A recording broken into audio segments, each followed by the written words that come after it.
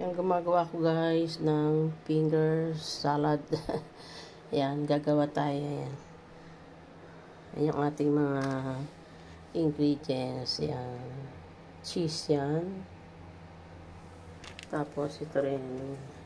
Ito naman may may nuts. Ayan.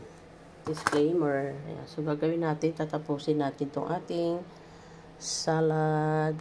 Finger salad. Ayan. Ayan yung ating ginagawang salad na finger food. Finger food na salad. Ayan. So, lalagyan lang natin siya ng mga cheese at saka ng ayan. Lagyan natin ng cheese. Tapos lagyan natin ng almonds. Yung ibang ayan. Makapit siya. Tapusin ko lang. Ayan guys, lalagyan natin siya ng chia. Chia seed. Chia seed ba yun? Ayan, lalagyan natin siya ng chia seed. Ayan, ang gulo-gulo ng ating kusina. Pasensya na. Yan yung ating chia seed. Malagyan natin ang ating mga ayan. Magulong aking kusina because we're cooking. Ayan natin siya ng chia seeds na lang. Saka lang tayo maglagay ng mga almonds.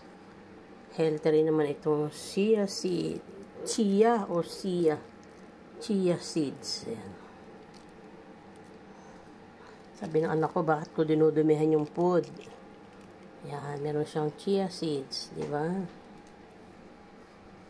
Ito hindi ko nalalagyan, baka ayaw ng anak ko na may chia seeds. So ito na lang lalagyan natin. Ayan. O, di ba?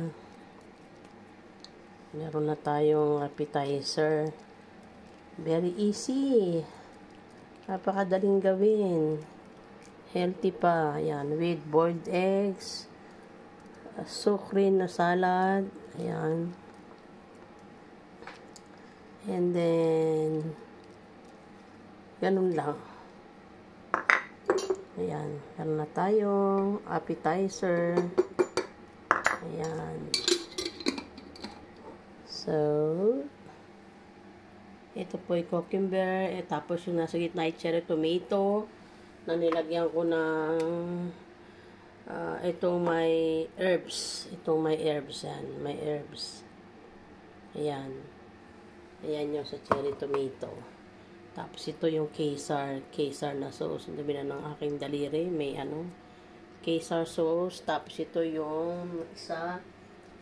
Ito, pinahiram ko siya ng itong ayan. Cheese with noa o yung mga nuts. Ayan. So, ayan, ready na ang aming appetizer. Ayan. Thank you so much for watching.